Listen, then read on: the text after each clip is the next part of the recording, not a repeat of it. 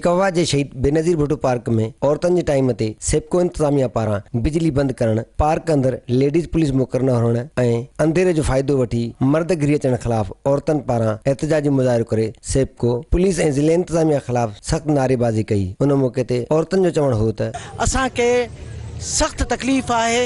हे जेको बेनज़ीर गार्डन खोलियो वियो आहे औरतुनि जे लाइ एक्टिविटी आहे, को वॉक कंदा आहिनि, वॾी मुश्किल सां पंहिंजे घर में उन्हनि खे इजाज़त मिलंदी आहे ऐं के बीमार हूंदा आहिनि। 8 ॾींहं थी विया आहिनि असांजी बिजली बंदि आहे। इन तहत ॿाहिरों गैर माण्हू अची करे लिकी करे वेहनि था।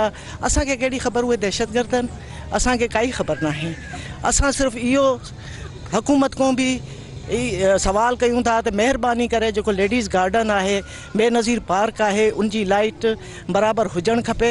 उन न हुजण जे करे कुझु वाक़ियात पेश थी सघनि था। केतिरो टाइम थियो आहे बंदि कयो, 4-5 ॾींहं थी विया आहिनि, लाइट बंदि आहे। उन्हनि खे असां यका चवंदा। अॼु जेको आहे हिकिड़ो मर्द पकड़ियो वियो आहे, पर सभु लेडीज़ घबराए वई आहे, हर को पंहिंजे घर हले वियो आहे। हमारे सुकून के लिए बनाया ना। हम लोग जो घर से आपको पता है कि बीमार है, किसी को दिल की तकलीफ है, किसी को क्या तकलीफ है, ज़ाहिर है हमारे शोहर अपनी इजाज़त नहीं देते, फिर भी हम लोग उनसे जोरी इजाज़त लेकर आते हैं कि चलें भाई 2 घंटे का काम है, आदमी अंदर घूम फिर।